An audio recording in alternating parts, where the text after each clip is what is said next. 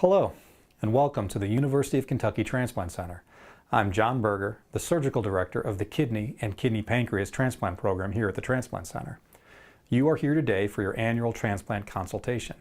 This video will review some reminders while you are waiting on the United Network for Organ Sharing, or UNOS, kidney transplant waiting list. By the end of your annual appointment, you will have completed your annual testing, met with your transplant nurse coordinator and your social worker, turned in any required updated primary care items such as mammogram, pap smear, vaccine records, and colonoscopy, and been evaluated by one of the transplant providers. Though you will probably not see them today, throughout your transplant experience you may come in contact with many of the other transplant team members, including, but not limited to, our pharmacists, dietitians, and financial coordinators. If at any time you have a need to speak with one of these providers, please notify your transplant coordinator so they may provide you with the contact information. These providers make up our multidisciplinary team, which meets once a week to discuss everyone that comes through our clinic, concerns or issues that may arise during the waiting process, and to determine your continued transplant candidacy. Once you've completed all requested annual testing and consults and have turned in your primary care items, your case will be discussed in our weekly multidisciplinary selection committee. There are three possible outcomes from this discussion. 1. You continue to be a candidate for transplant and you will remain on the active waiting list. 2. You need more tests to meet certain goals or a visit with your specialist, during which time you may be on the inactive waiting list. 3. You are no longer a candidate for transplant, in which case you will be removed from the waiting list. This may be due to a change in your medical, social, or financial situation. Though we hope none of those apply to you, sometimes dialysis is a better, safer treatment than transplant. If this is the case for you, your coordinator will inform you and you will have an opportunity to have your questions answered. A letter will also be mailed with the committee decision. Now that you've been on the waiting list for a little while, we would like to refresh your memory of some important things to keep in mind while you are waiting. If you will remember, you have two possible options for transplant: live donation or deceased donation. By now, you have been waiting for some time for a deceased donor transplant, so you know how important a live donor is and have hopefully been working towards this option. Live donation should always be your first priority due to improved outcomes. Live donor transplants tend to have better outcomes, and the transplant itself tends to last longer for many reasons. Some of those reasons come from the fact that 1. A live donor has to be very healthy and have virtually no risks of kidney disease later in life. 2. The transplant can be performed once the donor is approved, which decreases your waiting time and will mean that you are likely in better health for transplant. And 3, there is very little time that the organ is outside of a circulating blood system because your donor is in the next operating room while you are getting ready for surgery. Our deceased donor waiting times are unpredictable in the UNOS kidney allocation system and are currently several years. By obtaining a live donor, you can be transplanted much sooner. The sooner you receive the transplant, most likely the better your outcomes will be. It is well known that the longer you are on dialysis, your life expectancy goes down and more complications can arise. It is in your best interest to be transplanted as quickly as possible if you are getting close to or are on dialysis. Live donation allows you and your donor to schedule your surgeries when you are both in the best possible condition for your surgery. If a live donor presents themselves and you may think they may not match or may have something that keeps them from being a donor, still encourage that person to call. If it's a matching issue, we can discuss with them if they would be interested in the paired exchange program. In this program, we match patients who have live donors approved that do not match them to others in the same situation. This is a way of still getting the benefit of a live donor even if your donor doesn't match you. Never rule out a potential living donor on your own. This can be a complicated process. Always have them call. As mentioned, a living donor should be everyone's first priority. If a live donor transplant is not a possibility, the backup plan is the deceased donor waiting list. If you will remember, a deceased donor is someone who has had a major injury or illness that is not survivable. Individuals may register as an organ donor, or their families may consent to organ donation. The waiting list for deceased donors is long and donated organs are a limited resource. If you are here today, that means you are listed for a transplant. If you are not on dialysis when you were listed, your waiting time started the moment you were placed on the waiting list. If you were on dialysis when you were listed, your waiting time backdated to the date that you started regular chronic dialysis. You may be on the waiting list as active or inactive. Active means that you are healthy, ready for a transplant, and could receive a call at any moment.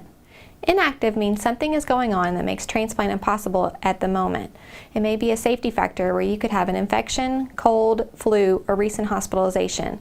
The medications we use make these conditions worse, so it would not be safe to receive a transplant if you have an active infection of any kind. Another reason you may be inactive is travel. Transplant is very time sensitive. UK requires that you must be within 5 hours of the transplant center to be listed active. If you are placed on the inactive list, you are still on the waiting list and still gaining waiting time. The only time you are taken off the list is if you hear the words removed from the waiting list. Patients are sometimes confused by the terms inactivation and removal, so we would like to stress that inactive status is temporary and can be changed to the active status once the concern is corrected. When the committee reviews your annual testing, sometimes your status on the waiting list may change. In some cases, you may need to meet certain goals to decrease surgical risks and increase the chances of a positive outcome prior to being on the active list. If this is the case, you will be placed on the inactive list, and your coordinator will notify you of your waiting list status change and answer any questions that you may have. You will also receive a letter in the mail that explains what goals must be met prior to reactivation on the waiting list. While you are waiting, please remember it is important that the transplant center can get in touch with you at a moment's notice anytime, day or night. You must provide us with the correct phone numbers for yourself and as many family members or friends that you can provide. Please remember that when we are calling, our calls often come from blocked numbers, so it is important that you and all family members check with your phone provider to make sure all numbers provided to our team are set up to accept private and/or blocked calls. It is also important that you do not use the Do Not Disturb function on your phone. Again, check with your provider to make sure that the function is not enabled on all numbers that you have provided. If we are unable to get in touch with you for a transplant, you will be skipped, and we will discuss your eligibility to remain on the waiting list in our multidisciplinary committee. It is also important that you update your coordinator with any changes in your health. If you are sick, it is important that you tell your coordinator, as transplant may not be a safe option until the issue is resolved. This includes hospitalization, blood transfusion, a foot ulcer, and any other health issue. If you change your insurance, phone number, or address, you need to let your coordinator know, as this can affect our ability to notify you of important appointments or transplant opportunities. If you do not notify us about insurance changes and come in for a transplant, you could potentially be required to pay out of pocket for the transplant. If in doubt, call your coordinator. By now, I am sure you are familiar with the process of sending a tube of blood to our lab once a month. It is important that you notify your coordinator if you or your dialysis center do not have the needed order or supplies to send in your monthly transplant blood. This tube of blood is used for antibody testing. Your immune system naturally forms antibodies as a protective response against bacteria and viruses. Antibodies are good when they are ready to attack foreign invaders that can lead to illness, but antibodies can also be ready to attack foreign tissue, such as a new kidney transplant. Your antibodies can change, which is why it is important that we have up-to-date samples on a monthly basis. Having a high number of different antibodies could mean that you are at high risk of rejection if you receive a transplant from certain kidney donors. If you have antibodies against your particular kidney donor, the cross-match will likely be positive, meaning that transplant with that donor would be at high risk for rejection. Antibodies are measured by percentage. If your antibodies are more than 20%, UNOS now gives you extra points on the waiting list. Points are then translated into extra waiting time, which pushes you further up the list. If your antibodies are 99%, you will have regional priority, and if they are 100%, you will have national priority. If your antibodies change significantly, your coordinator will notify you of the change. Our lab updates the UNOS system with any changes that appear in your monthly antibody sample so that you will have the highest number of points possible. As a transplant patient, you have the right to list at as many centers as you would like. This may increase your chance of receiving a deceased donor transplant. It is only a benefit, however, to list at multiple centers that are in separate local areas. For example, you would not need to list with UK and Jewish Hospital in Louisville because we are in the same local area. This means that our lists combine when a local donor organ is offered. You may benefit by going to another area, such as the Cincinnati area, Tennessee, or Indiana. Please keep in mind that if you decide to be listed at multiple centers, you will be required to go through the evaluation process at each center and keep up with each center's requirements for listing. One major reason that patients usually decide to pursue multiple listing is being highly sensitized or having a high percentage of antibodies. If your antibodies are above 20%, your coordinator will discuss this with you and may suggest multiple listing at another center. Some centers offer something called desensitization for patients that have a lot of antibodies. Due to the fact that desensitization increases the risk of rejection, we do not perform this procedure here at UK. Furthermore, if you choose to go through desensitization at another center, it may impact your listing with us. Please notify your coordinator. The kidney transplant list is very complex, and there are many rules that govern the order on the list. A new list is run for each donor, and your place on these lists may vary slightly. While time on the waiting list remains very important, it is not the only factor. Other important factors on the waiting list have to do with donor criteria. Donors come in all shapes and sizes. Some of them are old, some of them have medical problems. Sometimes they even have diabetes or high blood pressure. We will be evaluating each of these donors' kidneys for suitability for transplant.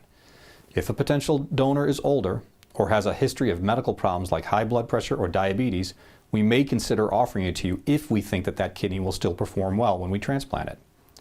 UNOS assigns a rating number to every kidney offer from 1 to 100. This number is called the Kidney Donor Profile Index, or KDPI number. Donors with risk factors like older age, diabetes, or high blood pressure may have a higher KDPI number.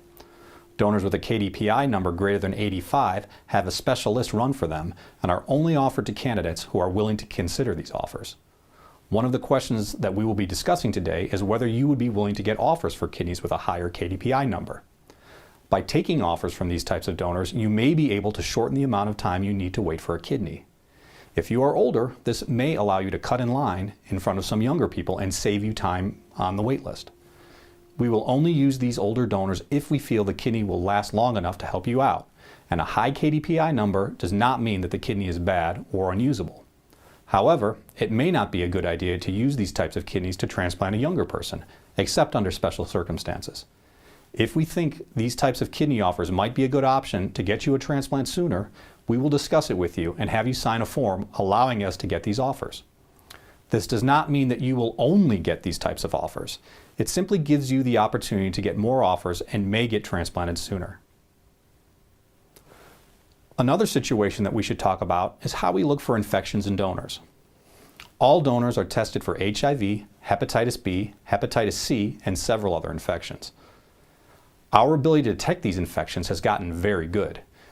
If someone has been exposed to infections, we can now find even a very small amount of these infections in the blood. Generally, this means that if the donor has been in the hospital for more than several days, we can usually find these viruses if they're present. But no test in medicine has 100% accuracy. Some donors may have engaged in behaviors that increase the risk of them getting an infection, even if the blood tests don't show it. These donors are classified by the government as Public Health Service, or PHS, increased risk. Because of that, we will only offer these organs to patients who are willing to consider this small risk, and we will tell you about it when we get that offer.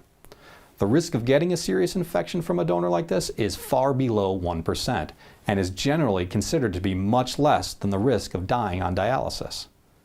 There are also new and effective treatments which make the risk of having these infections lower than the risk of being on dialysis. Again, the benefit of considering these types of offers is the possibility of getting transplanted sooner, so I encourage you to consider them. We will be able to discuss this with you at great length if you are interested in learning more. So if you have any questions about this, please ask your coordinator or transplant provider. If you are receiving a live donor transplant, you will come to the transplant clinic 1 week before your scheduled surgery date. You will meet with the surgeon, have a final cross-match performed, and go to a pre-op anesthesia appointment. The night before your surgery, the operating room staff will call you with instruction on what time you need to arrive the following morning for your surgery. The deceased donor transplant process is very different. If you are active on the UNOS National Deceased Donor Waiting List, you could receive a call anytime, day or night. When that call comes, a coordinator will ask you some questions over the phone to make sure there are no major contraindications to transplant. If everything sounds okay, the coordinator will instruct you to come to UK Hospital, where you will be sent to a hospital room. At this time, it is important to have your blood drawn as soon as possible. This blood will be used to perform the cross-match. The cross-match tells us if you match the donor. If you do not match, we would have to send you home because you would reject the organ. Sometimes we call 2 patients for 1 organ in case the first person in line for the transplant does not match. We will always inform you when we call if you are going to be the backup patient, which means there is at least 1 person in front of you for this transplant. If you match, are the first person on the list for the transplant, and the organ is in good condition, you will be taken to the operating room. If the organ is not in good condition, the transplant will be canceled. This can happen at any time up until the transplant is complete. Once the surgery is finished, you will wake up in the recovery room and then be transferred to the transplant floor. If there are complications, or if you receive a kidney and pancreas transplant, you will go to the ICU to be monitored more closely before moving to the transplant floor. Most patients that receive a kidney-only transplant are in the hospital for an average of 3 to 5 days. During this time, you will be receiving a large dose of immunosuppression medication, which means that you are at high risk for infection. While you are in the hospital, the entire team will be teaching you how to take care of yourself, take your medications, prevent infections, monitor for cancers, and other important ways to care for your transplant. Once it is deemed safe, you will be discharged to your home. Now comes the transplant surgery itself. If you've made it this far, it's because you've been evaluated and discussed, you have been listed, you have received an acceptable kidney offer, and have come into the hospital, you are not currently ill, and you are compatible with the donor. It may seem like a lot, but that's what needs to be done to make sure that the transplant works. There's generally more opportunities for you to ask your surgeon any last-minute questions. Because of confidentiality laws, we may not be able to tell you everything about your donor, but we will tell you what we can. Before surgery, you will be taken to the preoperative holding area where you will meet with your anesthesiologist. When an operating room is available, they will take you to it and put you under anesthesia. We sometimes also require a deep IV in your neck and an arterial line in your arm. In all cases, you will need a catheter in your bladder. All of these will be placed while you are asleep. We then prepare your skin for surgery and start the operation. The kidney will be placed in your lower abdomen. We will not put it where your old kidneys are because the ureter or urine tube from the transplant kidney will not reach all the way down to your bladder. We will sew the kidney blood vessels to the blood vessels of your leg. We will then sew the ureter to your bladder. When we are done, we will let the rest of your organs sit on top of it, which will hold it in place. These organs sitting on top of the kidney is part of the reason we may require some weight loss from some of our obese patients. We know that significant obesity decreases the likelihood that these kidneys will work right away, or even at all. Some of the theories behind that are that transplanting obese patients is more complicated and takes a longer time to sew in the kidney. Another theory is that the weight of the organ sitting on top of the kidney affects its blood flow. Either way, we may require some weight loss. While we are sewing the kidney to your bladder, we will be assessing it, because the bladder can stretch, becoming much bigger when it's full or smaller when it's empty, and the ureter can't. Where we connect these two together is prone to leaking. Because of that, I will ask you to leave your catheter in for several days after the transplant. How long depends on how healthy your bladder is. You should plan on being in the hospital for 3 days, although that can vary quite a bit. You will be in a private room and your family will be welcome to join you. By the time you leave the hospital, you will have a pretty good idea of how to take care of yourself and your new transplant. Once you are discharged, you can expect to have follow-up visits in the transplant clinic twice a week for the first few weeks. If everything is stable with your visits, you will then be moved to once a week and every other week thereafter. This is where your support person comes into play. Your support person will be responsible for bringing you to clinic visits, helping you manage your medications, and help you with activities of daily living, such as laundry, grocery shopping, and house chores. The risk of rejection and infection are the highest during the first 3 months after transplant. Therefore, it is important that we monitor you closely. In addition to your lab work, we will also be monitoring you for side effects from your medications.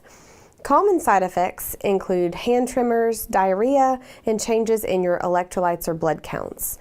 At 3 months, we will automatically schedule you with your referring physician, and we will begin to alternate appointments with them. You should expect to always be followed by the transplant center so that we can monitor your kidney function and adjust your immunosuppression to optimize your outcome from the transplant. Rejection is a major complication after transplant. To try and prevent rejection, it is very important that you never miss your medication. Your medications are your lifeline to transplant. By missing medications or not taking them on time every day, you increase your risk of rejection. It is also very important to attend all doctor visits and lab appointments. With a transplant, we have lowered your immune system. This means that your body may not show significant signs of infection or rejection until the process is very advanced. Our goal is to pick up on rejection or infection in your lab work before you ever show signs or symptom. If you do not have your labs drawn or come to clinic as ordered, you are putting yourself at increased risk of complications. Rejection can be acute or chronic. Acute rejection happens suddenly and often is not associated with symptoms. It is commonly found on regularly scheduled lab work and can often be treated effectively if caught early. Chronic rejection is a gradual increase in your creatinine over time. There is no treatment for chronic rejection, and eventually the organ may fail, requiring either retransplant or dialysis. After transplant, you may have staples or sutures in your abdomen. If these are present, they will be removed in clinic once the provider feels that your incision is healed well enough. You will also have a ureteral stent in place. It is important that this is removed after transplant so that it does not become blocked or infected. You will be given a urology appointment to have this removed, usually about 5 weeks after your transplant. Due to your immunosuppression medications, you will be at higher risk for cancers, as our immune system is responsible for protecting against cancer. 50% of transplant patients will develop at least one skin cancer after transplant. It is important to monitor your skin monthly on your own. Protect against burning and see a dermatologist yearly after your transplant. You will also need to make sure you are doing your general cancer screenings such as mammogram, pap smears, prostate exams, and colonoscopies per general guidelines. Your primary care doctor is responsible for these tests since the transplant team does not follow them after transplant. Dental care is also very important after transplant to prevent infections. I know that was a lot of information. Thank you for watching and for your interest in transplant at the University of Kentucky Transplant Center. We hope this video was helpful. Please feel free to ask questions at any point during your visit. We want this to be a pleasant and informative experience for you. Please let us know if there's anything that we can do to assist you in your journey to transplantation.